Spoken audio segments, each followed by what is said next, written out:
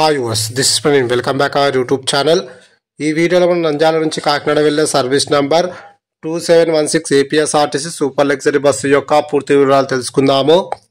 ఈ బస్ కాకినాడ డిపోకి చెందిన super luxury bus. ఈ బస్ ప్రతిరోజు సాయంకాలం 6:45 నంద్యాల బస్ స్టాండ్ అవైలబుల్గా ఉంటుంది. రాత్రి 7 గంటలకు నంద్యాల నుంచి అయితే బయలుదేరుతుంది.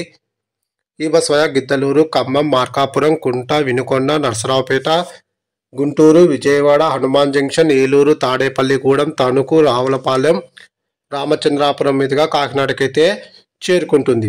ఈ బస్ గిద్దలూరుకు రాత్రి 8:30, మార్కాపురంకు రాత్రి 10:20, వినుకొండకు అర్ధరాత్రి 12:10, నర్సరావుపేటకు అర్ధరాత్రి 1:15, గుంటూరుకు అర్ధరాత్రి 2:30, విజయవాడకు తెల్లవారుజామున 3:25, హనుమాన్ జంక్షన్కు తెల్లవారుజామున 4:45, ఏలూరుకు తెల్లవారుజామున 5:05, తణుకుకు ఉదయం 6:50, రామచంద్రాపురంకు ఉదయం 8:35, కాకినాడకు ఉదయం 9:25 అయితే చేరుకుంటుంది.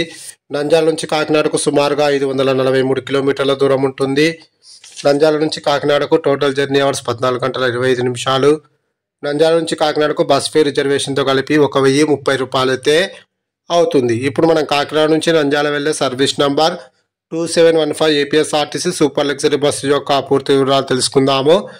ఈ బస్ ప్రతిరోజు మధ్యాహ్నం 12:30 కాకినాడ బస్ స్టాండ్లో అవైలబుల్గా ఉంటుంది. మధ్యాహ్నం 1 గంటకు కాకినాడ నుంచి అయితే బయలుదేరుతుంది.